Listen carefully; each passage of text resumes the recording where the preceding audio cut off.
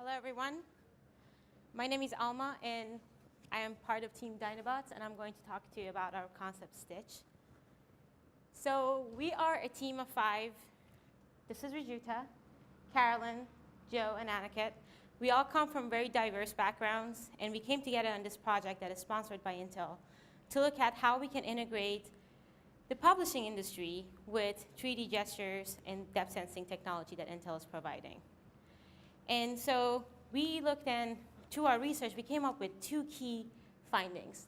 The first finding was that although the news consumption patterns are changing and people are reading more news on their computers and tablets and mobile phones, the creation aspect, the business model is not really changing. And this is very evident on how the digital content is being represented. And the layouts are still very print-based, and where you have more multimedia content, it's being squished in. It's a very fragmented experience, and there is room for integrating these in and bring it into a more immersive experience. So, however, the interactive and the new online medium does allow for very novel, very interesting interaction methods. People usually now often find their news on social media where they can share and discuss it with their friends. And they are basically the pulling force on pushing the publishers into bringing these kinds of content forward, and not the publishers. On the 3D technology and gesture side, there has been a lot of work on visualization and collaboration. What you see behind me is an example of what the New York Times visions as their future immersive content. And we think that this could be really interesting moving forward, because we can provide 3D environments and spaces and combine that with the power of 2D multi-touch touch interactions to kind of bring the experience of manipulating the content of the news. And for that, we think that there's an opportunity here to really bring novel ways of actually experiencing the news as it happens in context. So our design research process consisted of looking at literature in both depth sensing technology and the news media industry. We looked at competitive analyses of 3D interfaces. We did heuristic evaluations of mobile news apps, and we also conducted stakeholder interviews with design, technology, and news experts. We also ended up conducting some of our own research with these 3D interfaces. And what we found was, at times, they're kind of slow to respond to you.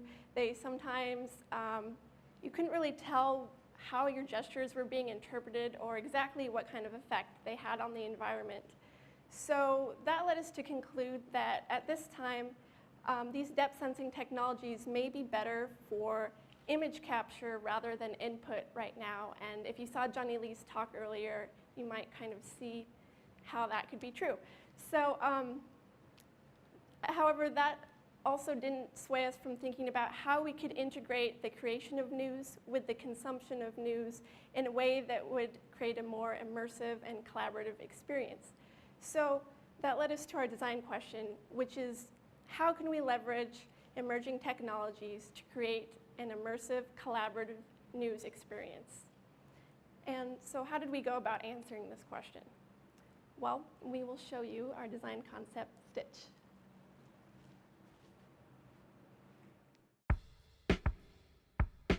The news. Paper or digital, it's mostly just text and images. What if we could explore these places without leaving home? Or see through the eyes of people on the scene? Or even make contributions that matter? Introducing Stitch, a new way to immersively experience the news.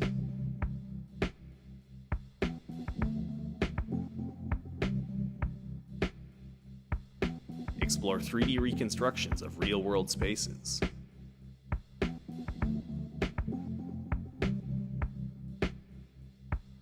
View content markers created by journalists and readers. Add your own markers. And see for yourself.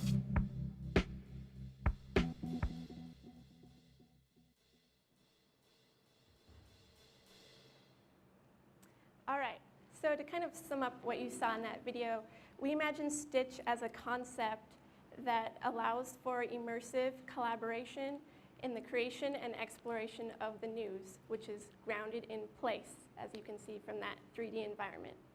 And as a system, we envision Stitch as a platform that would allow there to be continuous conversation between readers and journalists in a way that allows both of these groups to contribute to the news and kind of share various perspectives on the story, which would allow everyone to kind of understand the story in context. In conceiving of Stitch, we grounded each step of our design process in evaluation and research.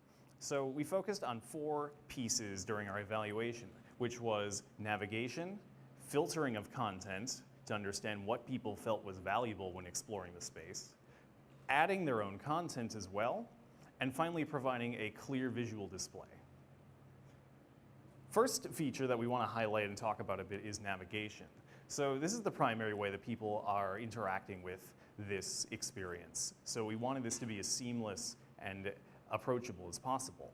Our first round of evaluation had us just simply asking people how they might interact and move about this space, and that's what we implemented. In particular, we saw a few users performing a double tap gesture, which we implemented and found was a really elegant way to move quickly through a space.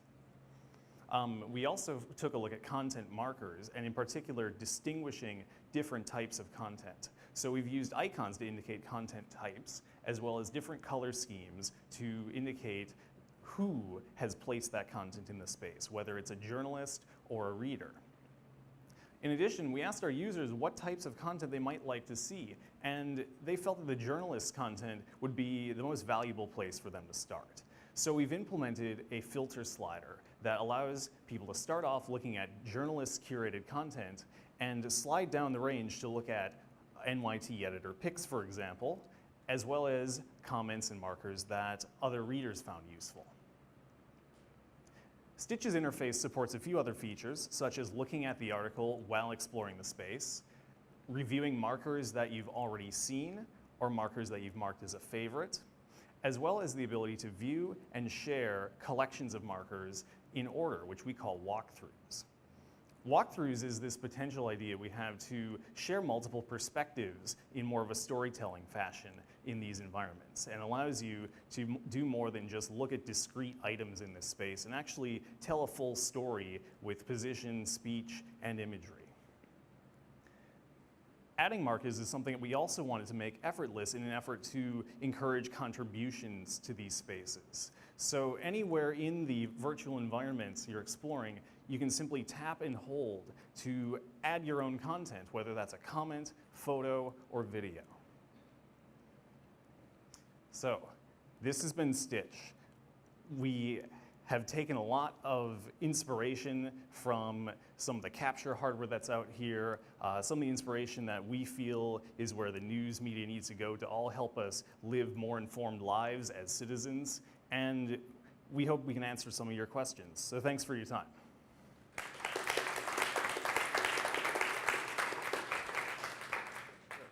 So the question was, how are the business models in the publishing and media industry changing? Overall revenue from print advertising is decreasing at a fairly rapid decay. It's something like half the revenue since 2005 to now. This leads to a lot of experimentation in the space as certain companies, certain entrepreneurs, certain technology-heavy investors try to bankroll new approaches to figure out what business model is going to outlive the crash of print. And that leads to things that are anywhere from interesting and beneficial, such as web-only output, video content, to stuff that might be a little bit worse for a more informed world, such as paid content. It's all very experimental, and part of our efforts in conceiving of Stitch was to find something that could be an experiment that could add value to everybody's experience. say more about paid content? How could you possibly integrate it so it doesn't detract from the experience? Sure. So the question is about paid content and how it could be integrated to add more to the experience. Let me hand this off to one of my team members that might like to pick it up. Okay, so with the, go ahead, Mike. With the paid content, it's a big controversial topic right now. People are not really liking it, people are not liking it, and even the New York Times is doing it. So what we envision this to be is kind of bringing people in, and the more people that are using your application and going to your website, you're earning more money. You don't have to go through the paid content route. And really leveraging what people are really good at, and that's really capturing the moment in which they are in. They might not be best writers, but they are really good at capturing that one special picture down the road that would be really important. So we think that in a way that we make collaboration between journalists and readers more possible, we can actually drive more traffic to these websites and invite people to visit their publication more often. Additional comment, part of the aspect of immersion and presence that's important to us is this idea that you have to experience this for yourself. You can't just read the 4-line article summary in your Facebook feed. This is something that we want people and we think is compelling enough to have them dive right in. And so in that aspect, Stitch becomes a destination for a publisher rather than just a way to put the abstract out to a social website. Sure. So the question is about the lifespan of news and how someone using a system like this might understand what content is most recent. We've had a few thoughts on that. So that's something we've talked about with filters, and we kind of thought what the great thing about this would be was as more people kind of add content over time, the perspective on the story is always changing. And while we don't currently have a filter for most recent, because we concentrated more on the reputation of the people contributing, so it kind of starts out as seeing the journalist contributions, and then it kind of looks at editors' picks or top voted. But we could definitely see adding most recent as a valid filter as well. All right, we have one more question, so who's the lucky person? So the question is about the balance of breaking news as it happens versus providing a nuanced perspective of the news as the situation evolves. Something that we thought about while designing Stitch is this scales to that process. You might consider a publisher starting out with a speculative piece about a situation happening in a space and seeding that with an existing 3D reconstruction of the space from satellite or aerial imagery, and then soliciting people's assistance, the help of citizen journalists to help build out that space and provide a more comprehensive view of what's happening. So in that sense, Stitch can support really a living story in the context of that geographical location. That is it. I'd be remiss if I didn't thank our sponsors, so thank you to Mike. Thank you to our mentors as well. Scott Saponis is here. Vince Ball from NITEC was also instrumental to us, so thanks to them and to our instructors. Thanks for your time.